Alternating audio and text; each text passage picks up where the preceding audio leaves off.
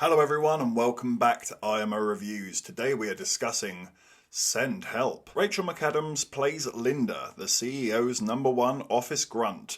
That is, until he is replaced by his egotistical nepo baby son, Bradley, who is played by Dylan O'Brien, and the two get off to a bad start in their new job dynamics. But when a flight to a business trip ends up crashing, Linda and Bradley find themselves stranded on a remote island, where the tables suddenly turn in Linda's favour. I was fairly optimistic going into this one. I thought the premise sounded fairly original and interesting to me, and of course, just like many of you guys, I also love me a bit of Sam Raimi. Although I must admit, I feel like he's been on a bit of a gradual decline over the years. Multiverse of Madness was one of the biggest letdowns, most unimaginative movies it could have possibly been. But Send Help looked like a potential return to form. Seeing a trailer for an original, fun horror comedy with lots of cheesy, bloody, gory horror in it sounds perfect for Sam Raimi. And I can gladly say that those aspects of the movie are pretty good. The idea is interesting and it does offer a genuine intrigue as to how it's all going to play out, with a few ridiculous, over-the-top, smirk-worthy moments along the way,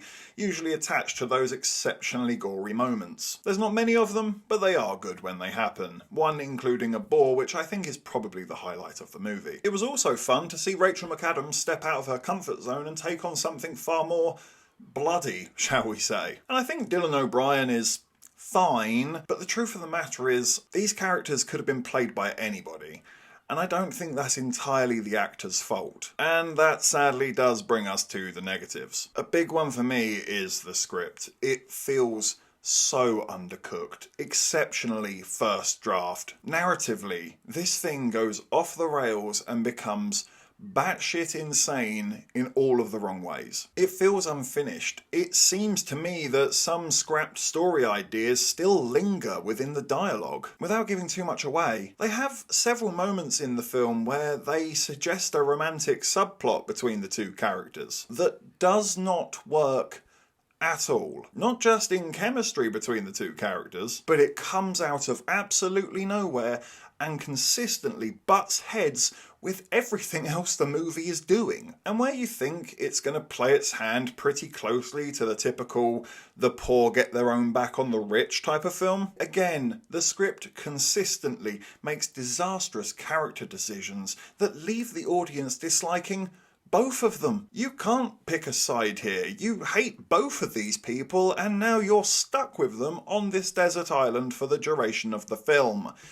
Great. I also thought the location and set design was pretty damn appalling. It felt like a set. I never once believed they were actually on a desert island of any sort. And I think a lot of that comes down to the fact that I really struggled to understand the layout of this place when there's no real exploration of it in the first place, and several parts of the island just seem to change position for narrative convenience. Which leads me to the editing, which is not only dreadful and exceptionally bland time after time, but also adds more confusion to this already off-the-rails, straitjacket-required story. The movie offers literal cliffhanger moments and cuts to black to offer some sort of mystery, only for the very next scene to confirm what truly happened.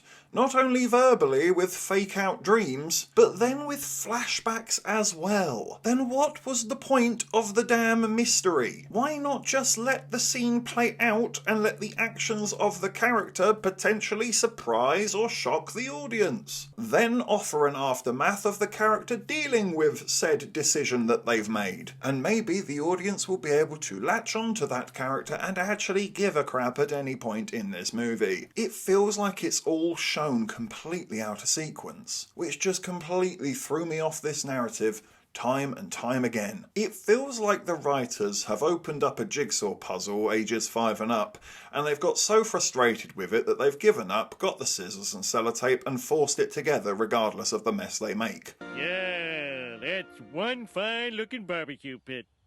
Why doesn't mine look like that? Characters make huge leaping assumptions with no real proof or evidence, and any evidence that they have is outrageously provided with such convenience that the heavens themselves may well have opened and be handed to them by God himself. Send Help is the definition of shit just happening to keep this plot moving. By the time we reach the climax of this movie, it is beyond evident that they had no real substance to work with in the first place, as we just descend into what I can only describe as a full-blown shit-flinging competition. And where Sam Raimi's usual charm can lift these cheesy moments into something funny, maybe even memorable, here, it just feels damn near insulting. Send Help gets a 3 out of 10. Thank you for watching this review. Please be sure to hit the like button, hit the subscribe button if you haven't already, and please do hit the comments as well. Have you seen Send Help? What did you think about it? Let me know down below. And of course, if you haven't had enough of this crazy ginger, you can always click on these suggested videos right here and get yourself lost in an IMO wormhole. But if not, take care. I look forward to seeing you on the next review.